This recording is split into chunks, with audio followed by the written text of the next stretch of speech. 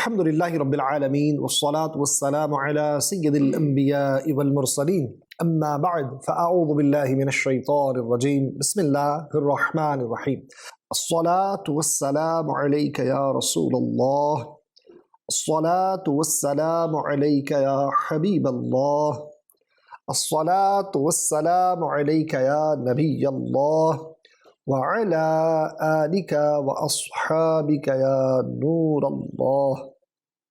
My dear respected viewers of Madani Channel, we once again welcome you in our program Background of Quranic Revelations. Alhamdulillah, in this program we talk about ayahs of Quran. We select one ayah of Quran and we talk about its background. Why was it revealed? What was its sabab of nuzul, shani nuzul, inshallah. Be with us from start till end, inshallah. You'll be learning immense amount of knowledge.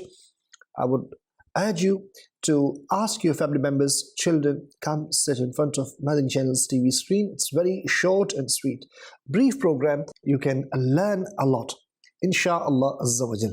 Before we proceed, our topic of the day, let's make few good intentions. My Shaykh Tariqat, Amir of Ahl Sunnah, Hazrat Allama, Maulana Muhammad Ilyas Attar Qadri, Damat Barakatuhul Aliyah, has given us a beautiful mindset that we should make good intentions before we perform any permissible deed or any permissible task.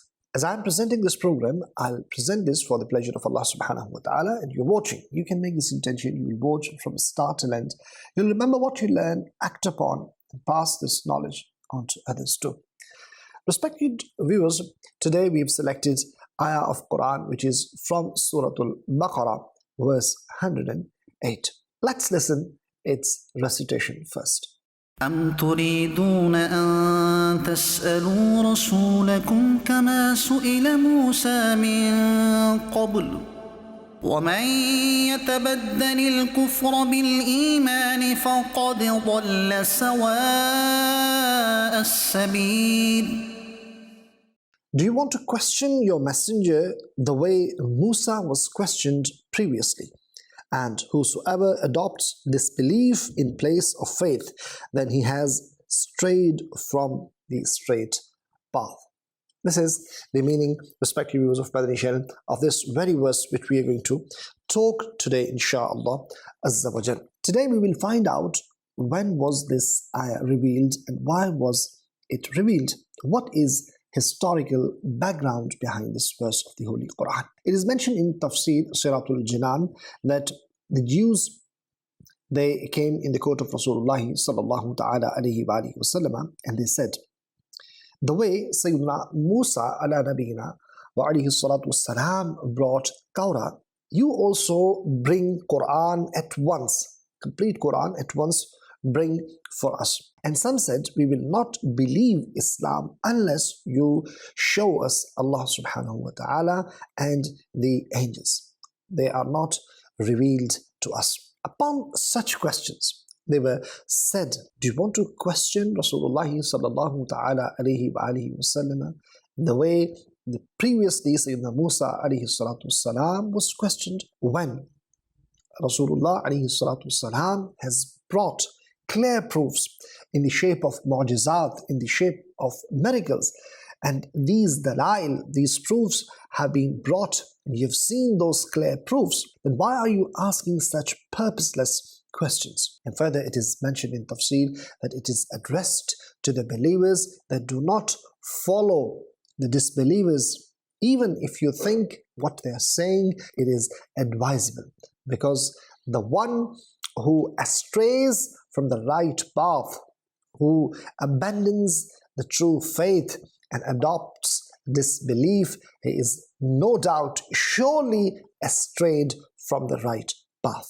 In another tafsir, it is mentioned that the kuffar of Makkah, disbelievers of Makkah, they came to the court of Rasulullah sallallahu ta'ala alayhi wa alihi wasallam, and they demanded that why not Rasulullah alayhi salatu salam brings the whole Quran at once. And others, they said, why not Allah subhanahu wa ta'ala and angels come in front of us and we can see them. And some said, turn this Kohe Safa, this mountain Safa, into gold.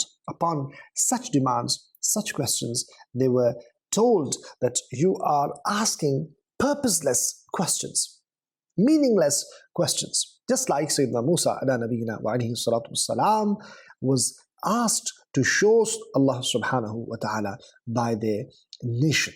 Whereas when Quran has come, clear ayahs of Quran have been revealed, this is enough to believe about Allah subhanahu wa ta'ala, angels, prophets, and the teachings of Islam. From this very verse, we also come to know that without any proper reason, proper purpose, useless questions should not be asked.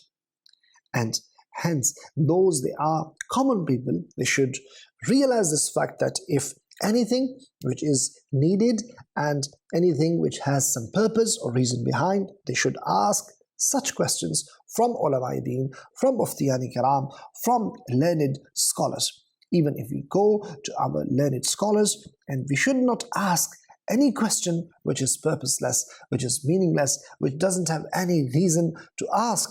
So we should avoid such questionings. This is what we also understand, because there are certain people, they just want to test the knowledge of ulama and the scholars, and they ask such useless questions which do not have any purpose behind that. We should avoid it, and it is all najais, impermissible. Respected viewers, there is a beautiful hadith which is reported from Abu Hurairah radiallahu ta'ala, and the Messenger of Allah sallallahu ta'ala alayhi wa alihi wasallam was delivering a sermon, and he said, "O people, the Hajj pilgrimage has been made an obligation, so undertake it."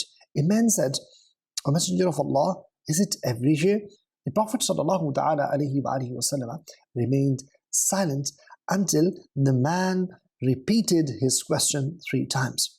Then the Prophet ﷺ said, "If I had said yes, it would have been required and you would not be able to do it."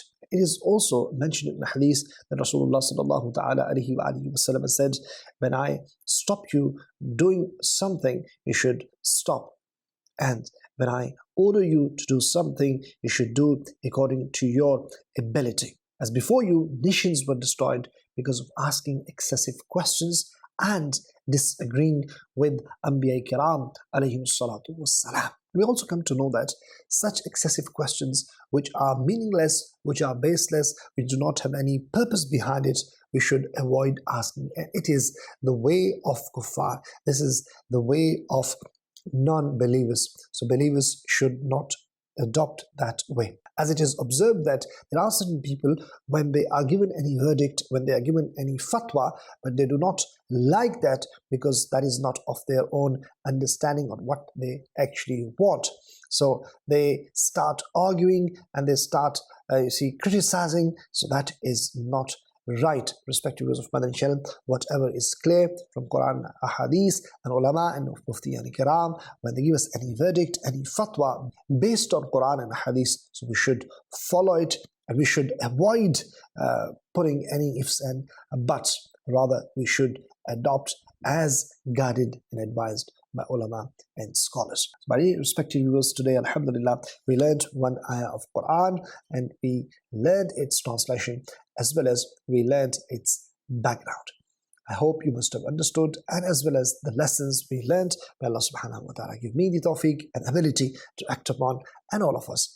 That's all for today. We'll be back with another beautiful episode, with another beautiful topic, with another beautiful ayah with its background. Keep watching Madani Channel. Keep reciting Salat upon Nabi alayhi salatu wassalam. Sallu ala al-Habib sallallahu ta'ala ala Muhammad sallallahu alayhi wasallam.